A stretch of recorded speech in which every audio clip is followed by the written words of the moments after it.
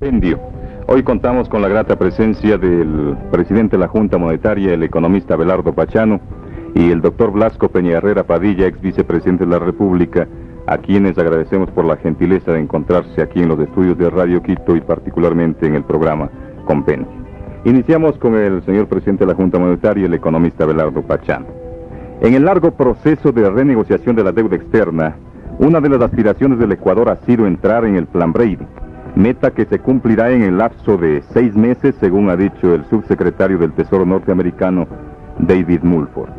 ¿Las políticas del Plan Brady significan una solución definitiva del problema de la deuda o son simplemente una solución parcial y pasajera, economista?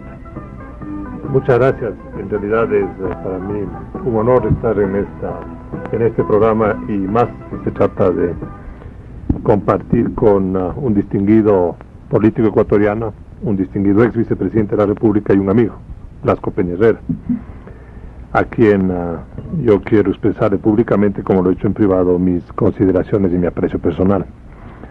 Respecto a la pregunta de renegociación de la deuda externa, yo creo que este es un tema que hay que tratarlo con mucho cuidado, un tema delicado porque está involucrado el interés nacional, que es el que debe unirnos a todos los ecuatorianos. La inclusión del Ecuador en el Plan Brady supone un paso adelante en el proceso de negociación, que tiene una serie de complicaciones que van más allá de lo que conoce la opinión pública y que se derivan de tanto los contratos bilaterales que tiene firmado el Ecuador desde el año 1982-1983, como del aparecimiento de nuevas fórmulas, nuevos mecanismos, y de la conjunción de todo esto con las perspectivas de desarrollo que requiere el país para preservar su paz social y para atender las justas necesidades del país. En ese sentido, la filosofía del Plan Brady lleva consigo la coparticipación y la aceptación de corresponsabilidad en el problema del endeudamiento, tanto por parte de deudores como acreedores. Y esa ha sido una vieja tesis latinoamericana y ecuatoriana en particular, mediante la cual lo que se busca es dar a cada uno de los intervinientes en este proceso de endeudamiento una justa retribución y la asimilación de costos de manera participativa. Pero el Plan Brady no llega a imponer condiciones, sino a ofrecer respaldos políticos que son muy importantes en el proceso de negociación y que, a no dudarlo, van a tener una incidencia significativa en lo que está buscando la República en sus conversaciones con la banca internacional.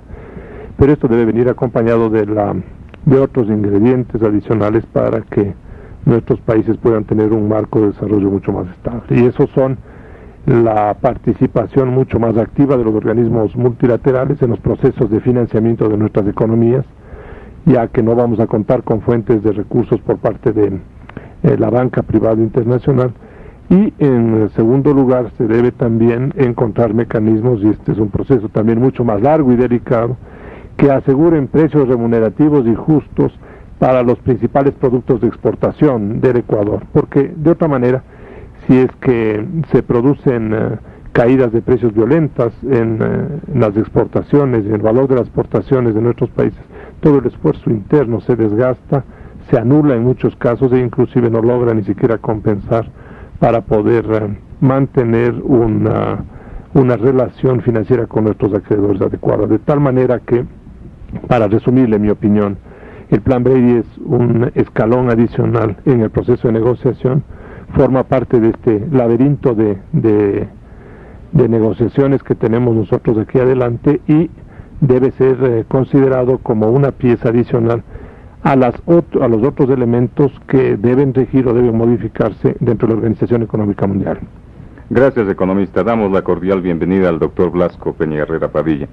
Doctor, el economista Abelardo Pachano ha señalado que el Plan Brady significa un paso adelante en el proceso de renegociación de la deuda externa. ¿Hasta qué punto la inclusión del Ecuador dentro del Plan Brady significa una solución a nuestro problema, muy grave por cierto, de la deuda externa?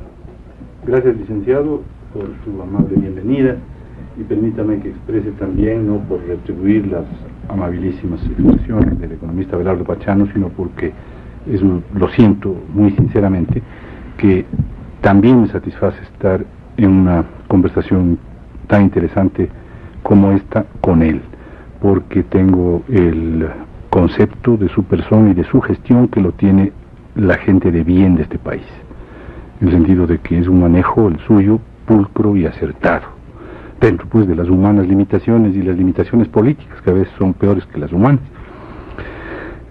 Respecto a su pregunta, y luego de haber escuchado al economista Pachano, yo diría que no tengo prácticamente nada que añadir.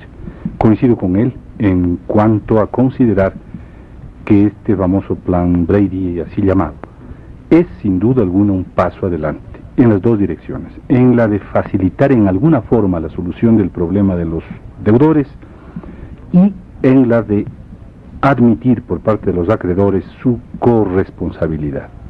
Esto es sumamente importante. Ahora bien, nadie creo se podía haber imaginado que iba a plantearse una solución mágica o casi que taumatúrgica como la que la mayor parte o buena parte de los deudores esperan.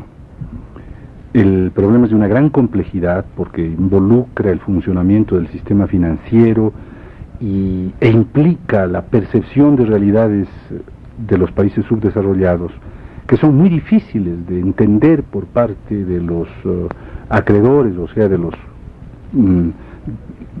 ciudadanos de los países altamente industrializados o desarrollados.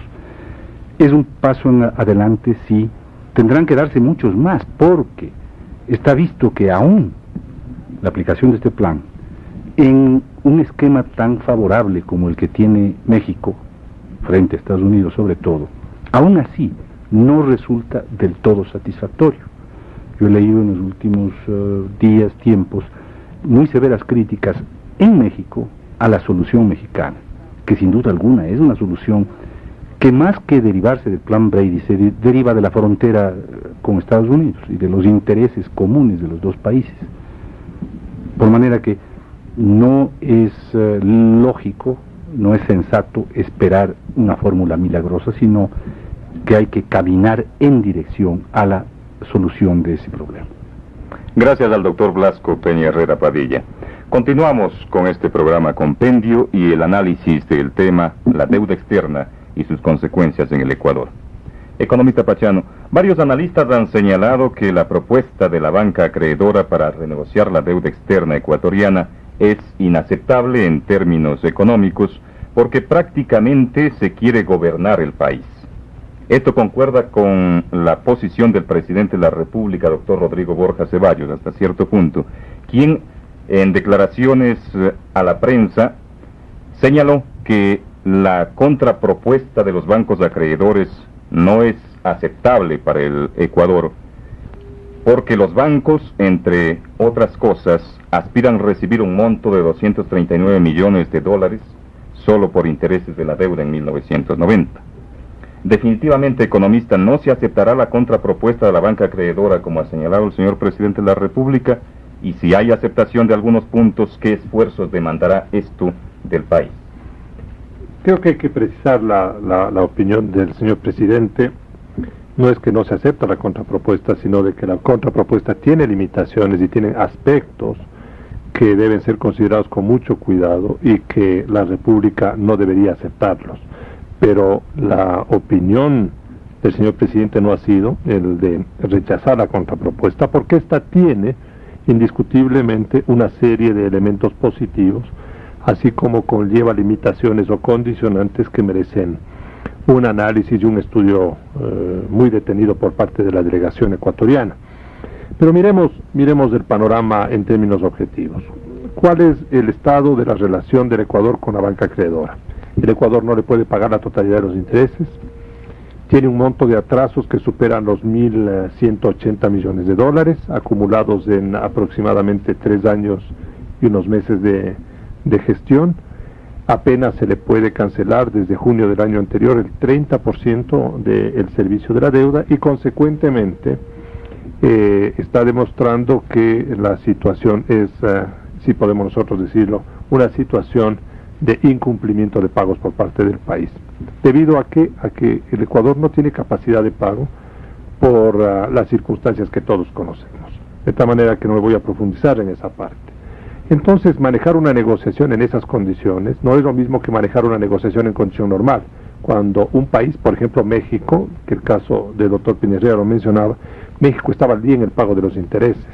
Y por lo tanto, la negociación se realizaba en un marco en el cual acreedor y deudor tenían por lo menos al día el servicio de sus obligaciones. En nuestra situación eso no lo podemos hacer y no le podemos ofrecer a la banca ni siquiera la cancelación de esos atrasos, porque implica un monto que va más allá de lo que prudentemente cualquier ecuatoriano podría darse cuenta de que no lo podemos cumplir. Pagar 1.180 millones de dólares a la banca es un imposible.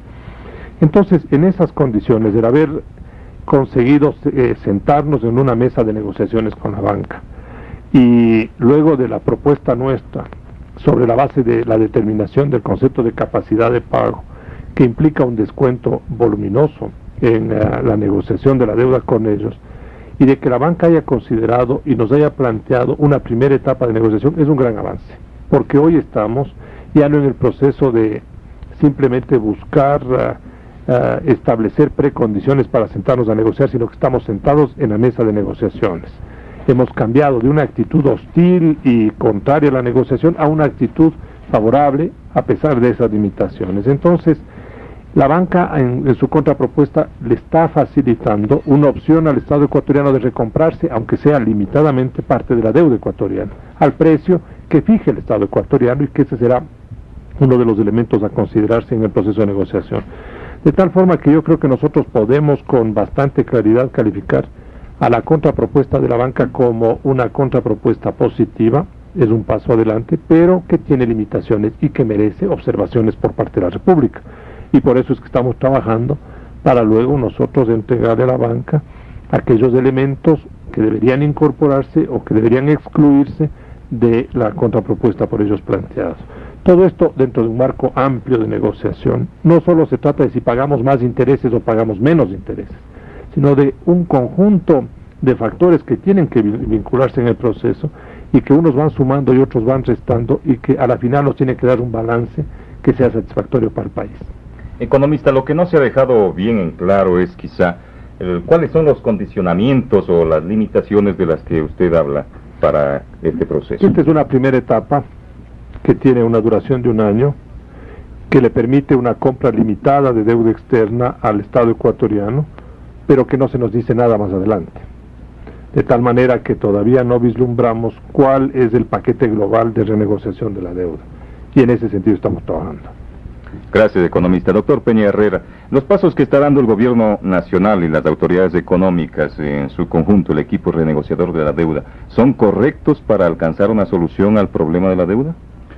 No tengo reparo en decirle que sí, que creo que sí, que no es que sean los más agradables ni los más convenientes para el Ecuador, sino que están dentro de lo viable, dentro de lo posible.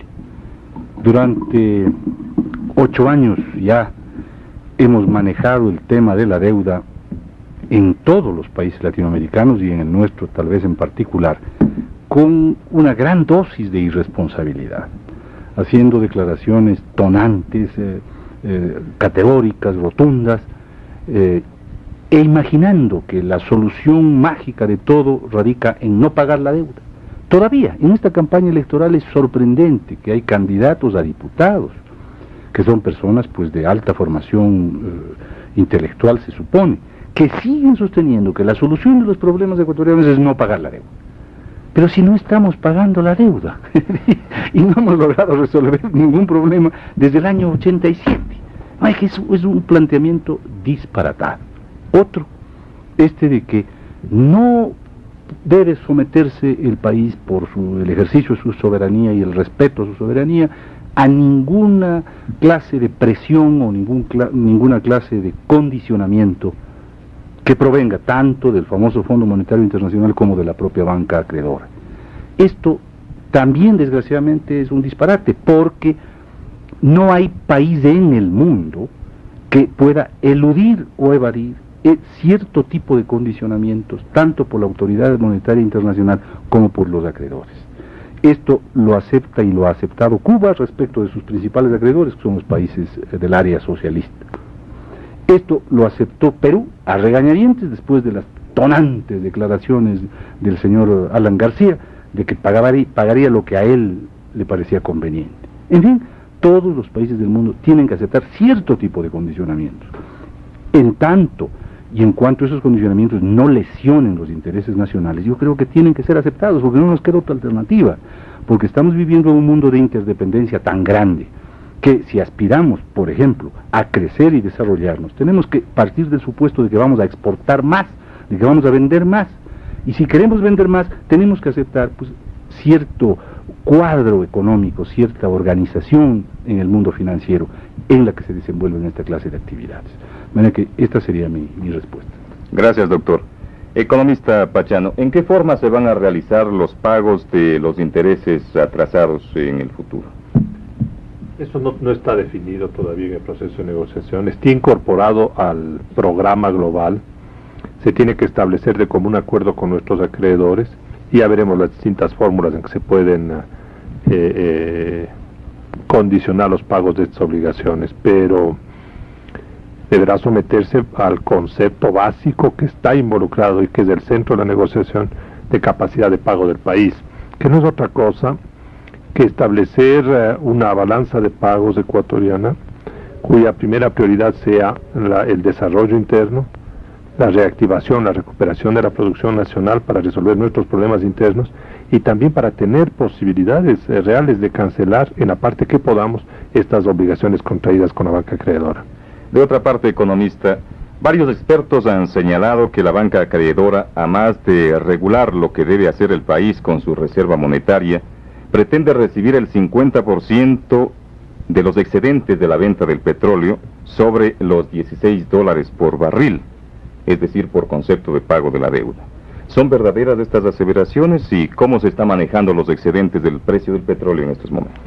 Bien, estamos sometidos a una negociación con nuestros acreedores y debemos ser lo suficientemente objetivos y claros para tratar de conciliar nuestro interés con el interés del acreedor. Y eso no es intromisión, esto es un proceso de negociación en donde los acreedores buscan rescatar la mayor cantidad posible de sus deudas y nosotros a pagarles lo que sea justo y podamos hacerlo sin poner en riesgo el interés ecuatoriano. De tal forma que creo que es una exageración el plantear que la banca está tratando de entrometerse en asuntos ecuatorianos o que está lesionando la dignidad y el orgullo y hasta la soberanía ecuatoriana. Ellos como acreedores hacen planteamientos que va a depender de si la República los acepta o no los acepta. En lo que tiene que ver con el petróleo, es un producto fundamental para la economía ecuatoriana y debe ser tratado con mucho cuidado. Nosotros en todo tipo de planteamiento con respecto a la deuda externa hemos dicho que debe ser un planteamiento de carácter simétrico y que cualquier mecanismo de ajuste que se quiera establecer para vincularlo con el precio de nuestros productos de exportación, tenemos que hacerlo en las dos direcciones. Tenemos que hacerlo en la dirección favorable al acreedor, pero también favorable al deudor. Y si es que eventualmente, y no estoy anticipando ningún tipo de criterio con respecto a esta cláusula particular del petróleo, pero si eventualmente se quisiera introducir un mecanismo de ajuste futuro, ese mecanismo tiene que trabajar en favor y en contra de cada una de las distintas partes, pero no puede ser asimétrico, solo tomar el lado que le favorece a uno de los intervinientes en esta negociación. Pero está por verse cuál va a ser el resultado de la contrapropuesta ecuatoriana con respecto a este tema, y eso no lo podría adelantar. Gracias, economista. Doctor Peña Herrera, ¿cree usted que los recursos, producto de los excedentes del petróleo, están bien canalizados en estos momentos en el país? Yo creo que los recursos en general son insuficientes para las necesidades nacionales y que no están bien canalizados, si usted me pregunta en relación con la inversión interna. No están bien canalizados porque tenemos un costo excesivo en esto de lo que se viene hablando tanto, que es el gran aparato estatal o del sector público. Hay una carga desproporcionada de ese aparato, no me refiero al núcleo fundamental del gobierno, sino a todo aquello que ha crecido alrededor de esto. Hay un costo excesivo, un costo que gravita en la economía, que distorsiona el funcionamiento de la economía nacional y que puede significar una grave amenaza a futuro cercano.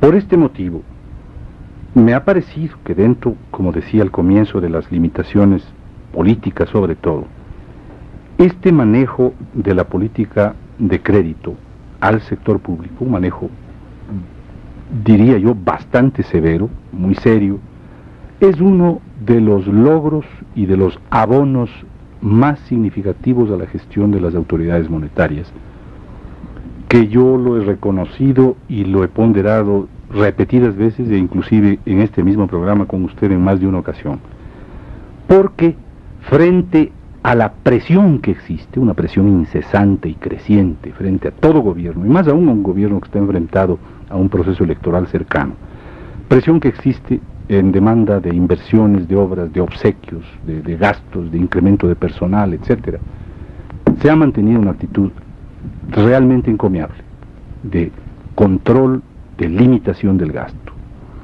Si es que no se lo hiciera, si es que por cualquier circunstancia se pierde esa manera de actuar o se deja de actuar de esa manera, el futuro que nos espera es el de los países del propio continente que han caído en este vértigo interminable de la hiperinflación. Y ahí sí quisiera yo ver a los que reclaman hoy, a los inconformes de hoy, qué opinan ya en una avalancha de esa naturaleza. De modo que me preguntaba usted si es que la inversión es acertada, yo le diría que no lo es, pero no lo es estructuralmente, porque el Estado y la nación ecuatoriana desgraciadamente están en esos términos y de esa manera organizados. Economista Pachano, ¿el gasto público se ha reducido en este gobierno? Creo que sí. Los indicadores demuestran que en proporción al Producto Interno Bruto hay una contracción aproximadamente superior al 1%. Y es un esfuerzo enorme el que se viene realizando. Yo quiero abonar sobre el tema de la independencia política y financiera del Banco Central, de la Junta Monetaria, frente a la política fiscal, porque este tiene que ser uno de los elementos centrales en donde tiene que haber un acuerdo nacional. Esto va más allá de la circunstancia coyuntural del gobierno del doctor Borja, más allá de la coyuntura de quién sea el próximo presidente, sino es un aspecto que tiene que ver con el interés y el bienestar de todos los ecuatorianos. El Banco Central tiene que ser tratado como tal, a que cumpla las funciones de regulación monetaria para toda la sociedad. Tiene un encargo del Estado para regular la liquidez de la economía, para regular la distribución de recursos monetarios, y no representa el interés circunstancial de un gobierno, sino de todo el país. Y en ese sentido, entonces, el Banco Central del Ecuador no debe caer en el pecado de lo que han caído los otros bancos centrales, muchos en América Latina, algunos en el mundo, que han tenido luego que rectificar, de convertirse simplemente en la caja mayor del gobierno de turno. Porque las desestabilizaciones internas, los procesos de hiperinflación y los graves problemas sociales que tiene, por ejemplo, hoy América Latina, en gran medida están explicados por esta pérdida de concepto de lo que es el Banco Central. Y cuando el Banco Central asume con absoluto interés y claridad sus funciones, obliga a que el gasto público se redimensione, a la máxima capacidad que dispone de sus propios recursos. Y como la introducción de nuevos impuestos, de nuevas tasas o los ajustes de precios públicos implica un costo político importante para el gobierno de turno, la política de austeridad viene a ser una suerte de materia consustancial del gobierno democrático que esté en ejercicio, porque no tiene la ventanilla fácil del Banco Central del Ecuador.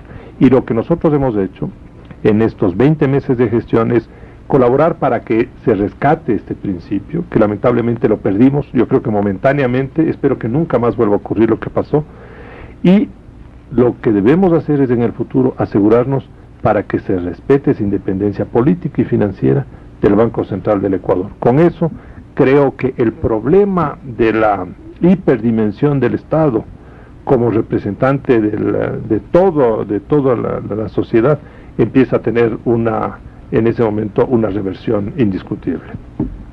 Gracias, economista. Volvemos en un instante. Usted quiere pagar sus impuestos y solo encuentra colas.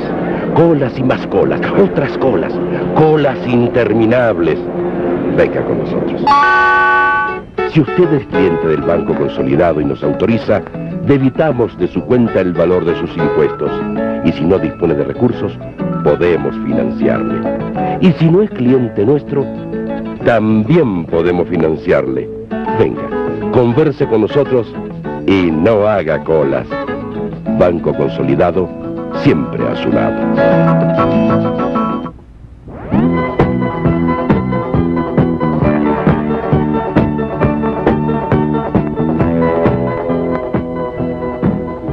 Bien, continuamos con el programa Compendio y el análisis del tema la deuda externa y sus consecuencias en el Ecuador. Economista Pachano, el presidente de la República, doctor Rodrigo Borja Ceballos, señaló en meses pasados que el Ecuador tomaría la iniciativa para llamar a una concertación de países endeudados y enfrentar el problema de la deuda externa en forma conjunta, es decir, formando una especie de club de deudores. ¿Por qué no se ha llevado adelante esa iniciativa que sería beneficiosa para el Ecuador y el resto de países endeudados, primeramente, y no someterse a la decisión de la banca acreedora de renegociar la deuda caso por caso, país por país? Creo que hay dos niveles de acción en los procesos de negociación. Un nivel de acción político, multilateral, y otro nivel de acción financiero y de negociación bilateral. Los dos deben mantenerse perfectamente coordinados a fin de encontrar puntos de apoyo que nos permitan llegar a soluciones concretas.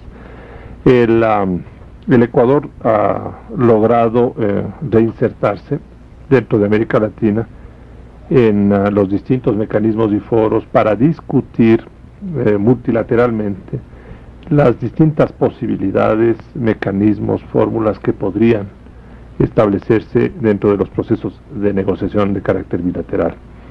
Una suerte de intercambio de opiniones y de experiencias que es altamente importante porque transmite de manera directa las vivencias que cada país está teniendo en la solución de este problema. Y en ese sentido no se trata de formar un cartel de deudores, porque no tendría sentido. El interés de cada país es diferente, la realidad de cada país es muy particular, y consecuentemente no nos podemos sentar a negociar el problema y la solución de la deuda externa latinoamericana entre 21 países y nuestros acreedores, sino que tenemos que hacerlo de manera bilateral, y esa ya es la segunda etapa del proceso de negociación, en donde se incorporan esas experiencias, se incorporan los comentarios, se ve qué aspectos son los más convenientes para cada país y se introduce en el proceso de negociación. Y aquí se va ganando fuerza en el proceso de negociación con la no solo aceptación o conocimiento de esos mecanismos, sino también con la participación de otros elementos que hoy son extremadamente importantes y críticos en el proceso. El Fondo Monetario, el Banco Mundial, la propia definición política de los países ricos a través del Plan Brady o a través del Grupo de los 7, o los mensajes que envía en las negociaciones del Club de París, son todos elementos interrelacionados en el proceso de negociación de la deuda y que constituyen puntos de apoyo para los negociadores, fundamentalmente para los representantes de los países endeudados. Gracias, economista. Doctor Peña Herrera, una vez que el Ecuador tenga acceso al mercado secundario, se ha planteado por varios economistas la necesidad de crear un fondo de reserva nacional para recomprar la deuda y hacerlo a través de terceras personas, es decir, utilizando más o menos el mismo mecanismo que utilizó Alfaro en su época para recomprar la deuda. ¿Es aconsejable ese procedimiento para lograr una recompra de nuestra deuda? Como uno de los procedimientos que se utilicen, no digamos como un procedimiento fundamental, sino como un mecanismo que ayude en la medida de lo posible a reducir el monto de la deuda. Las circunstancias entre la deuda del ferrocarril y la actual pues son completamente distintas, ¿no? Las condiciones de la economía mundial y las del propio país son enteramente distintas. Sin embargo, usted me menciona un asunto que permite un poco que nos salgamos de este tema obsesivo de la deuda, para hablar, por ejemplo, de que una de las transformaciones fundamentales en la historia de este país, yo diría que la transformación fundamental en la historia de este país, que fue la Revolución Liberal del 95, materializar en el orden de la integración de la República, del país, con el ferrocarril, solo pudo llevarse a cabo mediante el endeudamiento. Este parece ser el sino fatal de estos países. Por eso es que depende no de en cuánto uno se endeuda, sino en para qué se endeuda. Y entonces, claro, una deuda contraída para realizar la obra cumbre, no solo de la gesta alfarista, sino la obra cumbre del desarrollo ecuatoriano en el siglo XIX y la mitad de este, pues un endeudamiento para esos fines se justificaba plenamente, y se justificaron todos los sacrificios que entonces se hicieron para llevarlo adelante. Sin embargo, en el proceso de negociaciones del ferrocarril, y luego en el de negociaciones de la deuda, tanto el general Alfaro como sus ministros y las personas que intervinieron en estos negocios y en estas gestiones, fueron víctimas de una intensa, de una continua labor de difamación, de una intensa y continua labor de oposición, que inclusive impidió que se llevaran a cabo otros proyectos como ese, que habrían significado para el Ecuador transformaciones iguales o mayores, como la del ferrocarril al Curaray, como la integración del ferrocarril en la región interandina, etc. De manera que todas estas son lecciones que las olvidamos para enfrentar en el presente con mente pragmática, con mente clara, no prejuiciada, todo este proceso tan laborioso. Que el gobierno del Ecuador considera que sus políticas económicas son adecuadas para alcanzar los objetivos del programa, pero que se tomarán las medidas adicionales que fueran necesarias para el logro de tales objetivos. Esto quiere decir que continuarán las medidas de ajuste, las mini devaluaciones, la elevación gradual del precio de los combustibles, etc. Las normas están dadas. El país conoce la dirección de la política económica, el sistema de devaluación semanal está establecido. Los objetivos de ese sistema es lo más importante. Lo que queremos nosotros es convertirle al Ecuador en un país exportador, en un país que genere riqueza y nos ayude a consolidar una balanza de pagos que es muy frágil. Y tenemos que trabajar con tiempo, porque el principal producto nuestro es no renovable. El petróleo se nos va a agotar en algún momento y no debemos esperar llegar a ese rato para recién iniciar un proceso de búsqueda de nuevas alternativas de financiamiento del país. Entonces hay que cambiar la estructura económica, y la estructura económica tiene que hacerse sobre la base de nuevas premisas de desarrollo. Yo aquí he utilizado en la explicación del porqué de nuestro afán de tener una suerte de glasnost periodístico sobre la política económica, es porque, al igual que el Ecuador en los años 50 y 60, decidió por un proceso de industrialización como motor precisamente de generación de desarrollo, y muchos gobiernos lo respetaron. Al concluir ese proceso y ese modelo de desarrollo, hoy nosotros debemos conseguir de la sociedad ecuatoriana una suerte de aceptación de que ahora vamos a buscar un nuevo esquema económico, y de que las reglas, si bien pueden ser modificadas por cada uno de los distintos gobiernos, la dirección de la búsqueda de la nueva estructura económica no debe ser abandonada por ninguno de los gobiernos. Entonces tiene que haber seriedad, tiene que haber continuidad, y debemos comprender el por qué se están usando estos instrumentos. No es un simple capricho, es la búsqueda de una nueva estructura productiva mucho más eficiente, que resuelva las limitaciones que hoy vemos en la capacidad de producción y de defensa que tiene el país. Ya pasarán los años y luego veremos qué limitaciones tiene, y en el camino tendrán que irse haciendo los correctivos debidos. Economista, el gobierno ha planteado, y usted acaba de ratificarlos en estos momentos, poner en marcha una economía de exportaciones en el futuro. Pero no se ha dicho qué tipo de control habrá sobre las divisas, ni cuál es el destino de las mismas. ¿Existe un mecanismo de control adecuado para impedir que las divisas fuguen del Ecuador? El Ecuador tiene un sistema dual de cambios que creo que es tradicional. Las veces que se ha querido modificar este sistema se han provocado graves desajustes y cambios en la conducta de los ecuatorianos. Hay un mercado libre en el cual se realizan transacciones con la más absoluta independencia, y hay un mercado de intervención del Banco Central cuyas normas están también en este momento claramente definidas.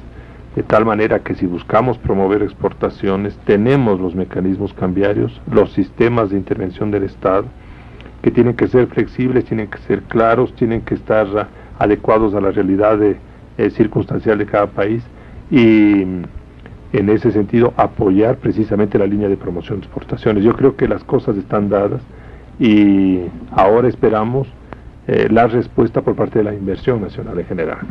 Gracias, economista. Doctor Peña Herrera, ¿usted está de acuerdo con la política económica implementada por el régimen de la izquierda democrática actualmente? ¿Y hasta qué punto la economía de exportaciones va a permitir la reactivación económica del país?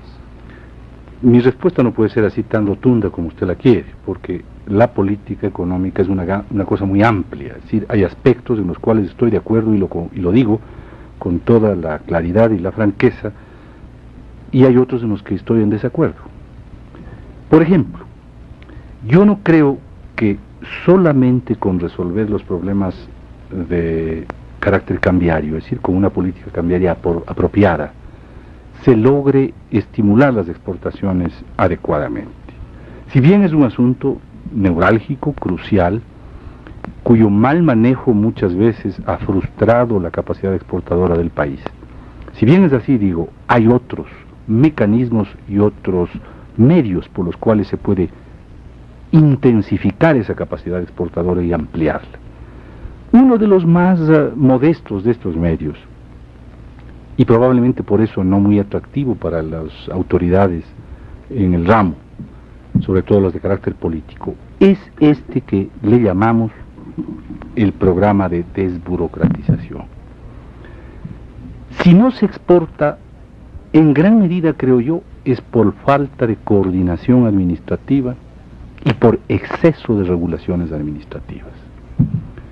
Porque todavía tenemos una maraña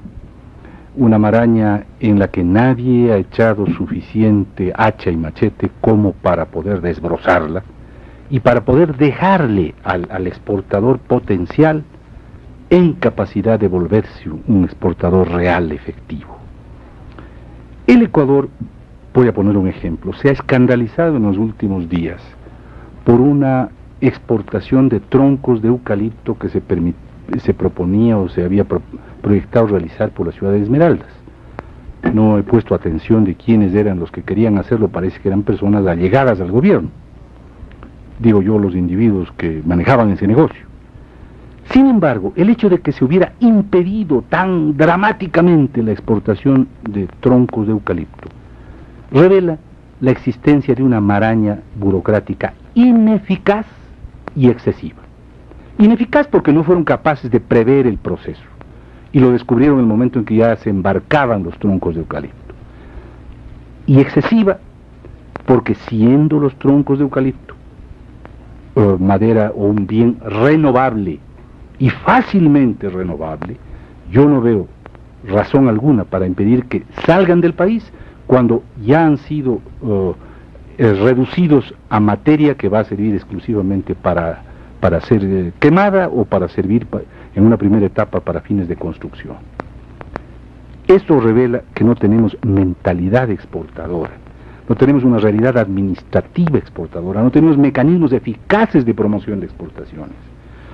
Si se revisan los procedimientos que se siguen en otros países del continente, por ejemplo, los que se pusieron en práctica y se han puesto en práctica en Chile, se ve cómo hay un buen juicio y un buen sentido en facilitar la creación de la riqueza y su salida al exterior, su transformación en riqueza recuperable para fines del desarrollo interno.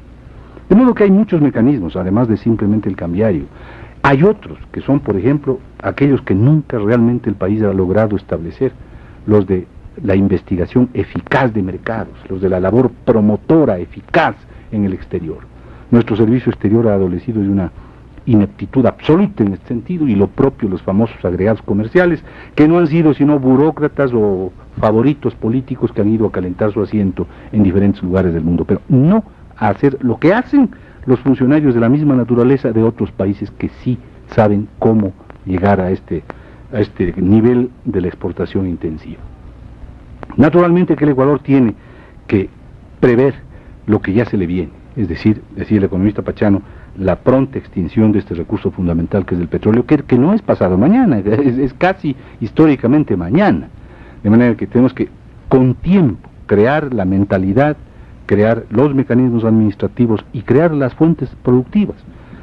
Se habla mucho de las exportaciones no tradicionales en la sierra, las flores, las frutas exóticas, etcétera. Todo eso que tiene un gran éxito, lo tiene a pesar del gobierno, del anterior, de los anteriores. Porque la gente es capaz de arriesgarse, de tomar la aventura de lanzarse a la exportación. No cuentan ni siquiera con una coordinación medianamente sensata de medios de transporte.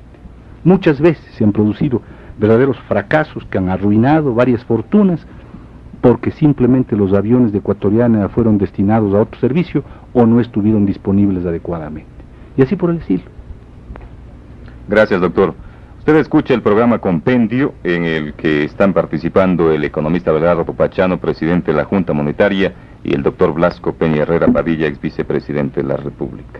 Economista Pachano, de acuerdo a la política económica en vigencia, ¿qué mismo pasará con el crecimiento de la economía en el país durante 1990? Mediante la flexibilización de la política económica y la introducción de nuevos incentivos, se podría alcanzar la meta del 3.5%. Pero en la práctica, ese porcentaje significa una reactivación económica si tomamos en cuenta que la tasa de crecimiento de la población es del 2.8% anual, es decir, que el crecimiento real de la economía sería apenas del 0.7%, economista. Así es, los cálculos suyos son exactos. Y la meta del 3.5% nosotros podríamos decir que también es una meta no satisfactoria para el interés nacional, porque es baja frente a la acumulación de pérdida de bienestar en el país luego de 10 años de crisis. Toda la década de los años 80 hemos tenido dificultades serias y eso ha provocado grandes tensiones sociales, pérdida de riqueza, una peor o más concentrada distribución de la riqueza en perjuicio de, en general, el bienestar colectivo. De tal manera que nosotros podríamos decir que la meta de crecimiento es una meta modesta, pero difícil de alcanzar simultáneamente, dadas las condiciones limitadas de recursos con las que estamos trabajando en el momento actual. Pero debemos perseverar en esa línea de acción.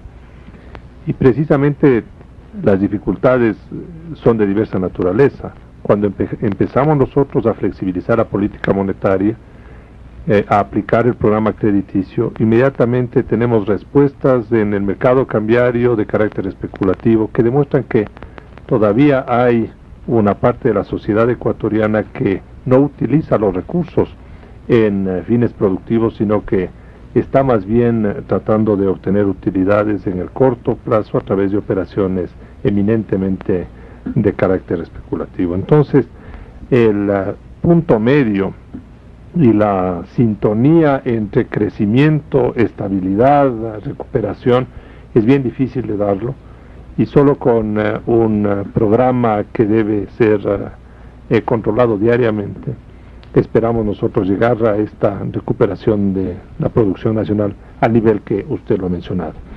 Permítame aprovechar su pregunta para hacer algún comentario al tema de la promoción de exportaciones que mencionaba el doctor Peña Herrera. Es un tema sumamente crítico e importante porque involucra un cambio en la concepción y en la estructura, en la organización del Estado ecuatoriano. Después de 30 años de política de desarrollo industrial, de sustitución de importaciones, prácticamente todas las instituciones públicas están orientadas hacia más bien el control de la importación y no la promoción de la exportación, y sobre bases de una intervención en muchos casos excesiva del Estado, que ha creado la maraña burocrática que hablaba el doctor Peña Herrera y que hay que irla desenredando. Hay que llegar a encontrar una solución adecuada para que los procesos sean más limpios, más claros, no tengamos problemas de inmoralidad en los procesos, y para eso las reglas tienen que estar dadas bajo el principio de simpleza, unas cosas muy simples, muy claras, y en donde nosotros podamos básicamente asegurar la calidad de los productos que vendamos al exterior. Ese debe ser el elemento central. controlar calidad de productos, para no perder imagen en los mercados internacionales y de que no haya una suerte de aventurerismo en la política de promoción de exportaciones. Entonces, la política cambiaria tiene que venir acompañada de otras políticas, y en esto yo coincido totalmente con lo expresado por el doctor Peña Herrera. Otra política de transporte. El Ecuador tiene una política de transporte en la dirección contraria a la promoción de exportaciones. Yo he mencionado en varios programas, y aquí lo quiero reiterar, yo no entiendo por qué hay 2 empresas estatales de transporte aéreo, no entiendo. Y yo planteo que no solo que se fusionen, sino que hay que buscarle capital internacional para que puedan dar un servicio adecuado.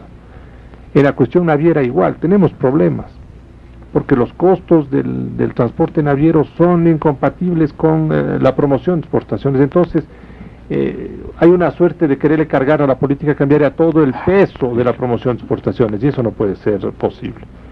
El arancel, este es otro elemento fundamental. Hay que modificar el arancel, estamos empeñados, aquí hay un riesgo, no estamos jugando un riesgo porque es un arancel extremadamente complejo el que tenemos, y hay que buscar una solución a la política arancelaria para promover exportaciones. Entonces, se tiene que limpiar todo esto y convencer al aparato estatal que debe existir sobre cuestión de exportaciones, de que es el servicio que nosotros debemos brindar, debe ser lo suficientemente idóneo, debe ser honesto, debe ser eficiente y lo mínimo posible para asegurar nuestra participación con productos de calidad en los mercados internacionales. Gracias, economista. Doctor Peña Herrera, estamos conscientes de que el país necesita realmente de las exportaciones para poder impulsar y reactivar su economía. Por ello es que el economista Pachano señala la necesidad de controlar o de realizar un control severo de calidad de los productos.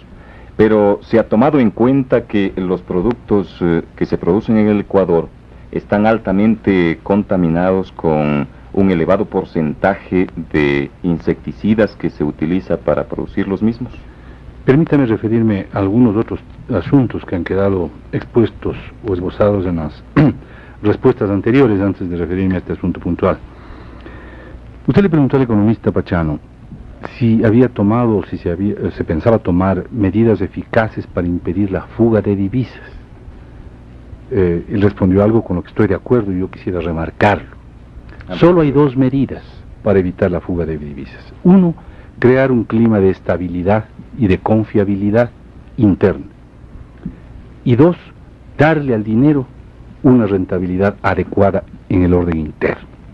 Si no se dan estas 2 condiciones, es decir, una rentabilidad del dinero que sea compatible con las condiciones de la economía, vale decir sobre todo con la inflación, y si no existe un clima de estabilidad, de confianza, no hay medida ni cautela en el mundo que pueda impedir la llamada fuga de divisas. Porque esto se ha intentado no ahora, sino desde hace 4.000 años. Hay por ahí un librito delicioso que dice 4.000 años de fijación de precios y salarios. Porque esto se viene haciendo pues desde los faraones hasta la fecha. Y no hay país en el mundo que haya logrado un control. No hay policía que pueda impedir la fuga de divisas, más aún ahora, con la forma como se hacen las transferencias internacionales. De manera que eso creo que debe quedar muy en claro. Y de igual manera en el manejo de las exportaciones. Siempre fue para los ecuatorianos, como ha sido para en todos los demás países, una gran preocupación y una gran, una gran angustia, el no poder evitar que se maneje dolosamente los precios de las exportaciones y las importaciones. Es decir, que no se sobrefacturen las unas y subfacturen las otras. En el gobierno anterior, contra mi personal criterio y mi opinión constantemente adversa, se contrató una compañía gigantesca que obtuvo aquí utilidades fenomenales para controlar los precios de las importaciones y las exportaciones. Un fracaso total, absoluto. ¿Por qué razón? Porque la diferencia entre los 2 tipos de cambio, el llamado libre y el llamado oficial, era tan monstruosa que no había dinero en el mundo ni fuerza en el mundo que pudiera evitar la evasión o el manejo doloso. Hoy existe una brecha relativamente pequeña y supongo que las cifras de evasión se habrán reducido considerablemente, si es que no han llegado a desaparecer. Por último, se mencionó también esto del arancel. Yo quisiera anticipar mi felicitación al gobierno si es que lleva adelante este proyecto de reforma arancelaria. Cuando se puso en marcha la reforma tributaria dije que se estaba construyendo una mesa con una sola pata, porque tenía que haber otras que le sustente, y una de estas es la arancelaria. Lo que este país reclama a gritos desde hace años es precisamente esto, es decir, que desaparezca ese arancel enredado y complejo en el que se hacen todas las picardías de las aduanas, en el manejo cambiario, todas esas tienen allí su nido, en los enredos del arancel caotizante y caótico. Un arancel claro, científicamente elaborado, sin segundas intenciones e intereses, y un arancel que no proteja la ineficiencia de las industrias nacionales. Estas industrias que fabrican focos que duran 2 horas o 6 horas, estas industrias que fabrican artefactos y productos con los que rabiamos todos los días los ecuatorianos en beneficio de unos pocos, protegidos por el arancel y protegidos por el Estado. Es decir, un arancel que obligue y que cree la competencia entre productores locales y productores extranjeros. Naturalmente defendiendo pues lo que tenemos construido durante tantos años de sacrificio, pero un arancel que mantenga esos niveles es y será un cambio extraordinariamente positivo que el Ecuador tendría que respaldar al margen de toda consideración de carácter político. Usted me decía un asunto relativo al grave riesgo que nuestros productos de exportación en general tienen por los problemas de contaminación. Hace poco, en un seminario que precisamente organizó la Fundación Natura para el colegio, con el Colegio de Periodistas, yo expresé mi preocupación de que con el desarrollo de estos movimientos ambientales o ambientalistas en el mundo, cualquier día le cierren al Ecuador las posibilidades de vender casi hasta petróleo, porque está cobrando tal intensidad ese manejo de los famosos verdes que llegan naturalmente a exageraciones, ¿no?, en defensa de lo que para todos es pues una cosa fundamental, como es el patrimonio de la humanidad. Nosotros tenemos, por desgracia, problemas con los productos que se importan para las labores de fertilización, de evitar las plagas, etcétera, plaguicidas, todos estos, y además por el pésimo manejo o la absoluta falta de control en el manejo de los desechos. Hay por allí desechos que se van cargados de mercurio, afortunadamente no para los ríos de la costa, porque si no, en este momento estaríamos ya con el mundo cerrado para nuestros productos, para la totalidad de los productos que no sean el petróleo. Este es un riesgo gravísimo que el Ecuador corre, y que corre por ineficacia del aparato público para imponer normas, aquí sí normas severas, a la actividad privada, e inclusive para imponerse a sí mismos, porque será el caso inconcebible de que sea la propia Petróleos del Ecuador, como se llama ahora pomposamente a la ex-CEPE, la que devaste las zonas de la selva amazónica con derrames de petróleo, con incendios y con bárbaros manejos, y que contamine el ambiente por la utilización del tetraetilo de plomo en la gasolina. ¿No? Que ahí ha señalado usted un asunto de capital importancia para el futuro inmediato, no el futuro remoto de nuestro país. Gracias, doctor. Volvemos en un instante.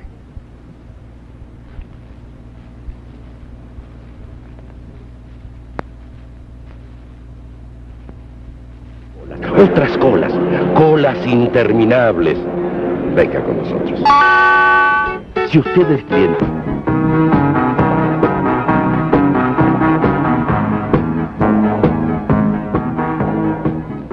Bien, continuamos con el programa Compendio. Economista Abelardo Pachano, según el INEC, la inflación ha bajado más de 10 puntos durante el último trimestre, a tal punto que el índice inflacionario anual se ubicó en el 43.65% en marzo pasado. Sin embargo, los entendidos sostienen que las mini devaluaciones semanales, la liberalización de precios de 8 productos y las demás medidas económicas adoptadas por el régimen actual tienen un costo inflacionario. En el fondo, ¿qué política está aplicando el gobierno para reducir la inflación anual al 25%? Varios elementos explican una inflación. Puede deberse a un excesivo gasto, en cuyo caso se conoce la inflación es producto de un exceso de demanda. Puede deberse a razones de costos, en cuyo caso se le conoce con ese nombre, la inflación, o puede deberse a problemas de distribución y de producción, en cuyo caso tenemos una típica inflación de oferta. Es bien difícil separar todos estos elementos, que trabajan en la vida diaria combinados unos y otros. Y tal como están la política económica dada, nosotros podríamos decir que no hay una razón de demanda básica fundamental. La política monetaria más bien es restrictiva, no hay elemento de carácter monetario, no hay un elemento de carácter fiscal porque no tiene apoyo monetario como para decir el gasto fiscal está impulsando un proceso inflacionario. Y en ese sentido hemos, creo, removido las causales anteriores que existían como explicación básica de la inflación. Yo creo que hoy tenemos básicamente un problema de abastecimiento. Parte de la inflación se explica por dificultades en la distribución oportuna de los productos básicos. El caso del arroz, el caso del azúcar son ejemplos típicos que han atentado contra la reducción mayor del proceso inflacionario. En el último mes el efecto se ve con bastante claridad en toda la producción de verduras, en la distribución de verduras, en donde creo que se ha dado algún tipo de respuesta a la variabilidad enorme que ha tenido el clima ecuatoriano en la producción agrícola. De tal forma que creo que por ahí tenemos los elementos básicos. Desde el punto de vista cambiario, yo creo que lo que buscamos más bien es responder a un proceso inflacionario con una política cambiaria flexible, pero que inclusive ha sido criticada porque no considera la totalidad de la inflación en el proceso de devaluación, y estaba o está en cierto sentido más bien tratando de contribuir al proceso de estabilización del país. A nosotros nos preocupa todavía el nivel de inflación que tiene el país, es demasiado alto para nuestros estándares. Es verdad que estamos muy por debajo del promedio latinoamericano. En el año 1989 el promedio de inflación en América Latina fue el 1000%. Y hablar del 54% ecuatoriano es hablar en esos estándares como altamente satisfactorio, pero para la realidad nacional esto tiene que continuar trabajándose para sacarlo de encima. Entonces el problema de la inflación tiene que abordarse ya no solo con políticas monetarias, con políticas cambiarias, sino con políticas de producción, y hay políticas de producción y de distribución, y ahí es en donde hay que hacer un esfuerzo adicional para conseguir mejores resultados. Gracias, economista. Doctor Peña Herrera, ¿el sistema de precios administrados que se encuentra en vigencia significan en el fondo la antesala de los precios libres o son ya precios libres en sí? Son precios controlados con otra palabra, a los que se les ha cambiado el nombre. Es decir, en vez de llamarse así como, en vez de llamarse CENTIP, se llama CENAC. Me parece que en vez de llamarse precios políticos se llaman precios administrados. Yo estoy claro, consciente de que no es posible hablar en el Ecuador de libertad total de precios, porque aquello sería pues el caos absoluto, a lo menos en unos primeros momentos, y que determinados productos tienen que ser vigilados cercanamente por la autoridad, pero siempre con la idea de que algún momento tiene que ser el mercado el que fije los precios, porque en la medida en que lo fija la autoridad, lo único que se consigue con eso es crear más tensiones y crear más distorsiones, tensiones sociales, distorsiones económicas, y consecuentemente pues un efecto contrario al que se busca, es decir, más bien el incremento de la inflación a grandes saltos en vez de la continuidad de una tendencia. A propósito de inflación, en días pasados, en una conferencia del famoso profesor alemán Dürr, él dijo que, hablando del Ecuador, le parecía muy difícil manejar la situación económica de un país que aspiraba a tener un 20% de inflación como un gran logro. Claro, así estamos como estamos, ¿no? Es decir, comparando con el promedio latinoamericano, como decía el economista Pachano, claro, hablar de un 50 resulta consolador, y hablar de un 20 no se diga, es una añoranza casi inalcanzable. Sin embargo, para la mentalidad de los empresarios de países industrializados, 20% es distorsionante por completo de la economía y en consecuencia un obstáculo para inversiones, para manejo empresarial adecuado. ¿Qué diríamos o qué podemos decir de una inflación de 4, de 5 cifras como la que están soportando los demás países del continente? Por esto yo respaldo una vez más la sacrificada labor de quienes persisten en, por lo menos, utilizar los mecanismos monetarios para controlar el incremento de este proceso. Realmente, lo peor que le podría suceder a este pobre país es que siga el mismo camino de los vecinos, es decir, que se suelten las llaves, que se suelten las amarras, que las presiones lleguen a un nivel que sean incontrolables y que vayamos a caer en eso de la hiperinflación. Desde luego, la inflación, como bien decía el economista Pachano, no obedece solamente al factor monetario, aun cuando es sin duda alguna el factor fundamental. También hay otros, y uno de estos es de carácter psicológico. Es la tendencia a la especulación, la incertidumbre en general que hace al que vende o al que fabrica estimar utilidades desproporcionadas, completamente desproporcionadas. Es la existencia de un mercado cautivo para ciertos monopolios, como son los que existen en la mayor parte de los productos fundamentales de aquí. Y en definitiva es la irresponsabilidad sindical, cuyas presiones llevan a las propias empresas del Estado a incrementar sus costos de servicios y de bienes de manera constante, de manera incesante, con lo cual incrementan la inflación.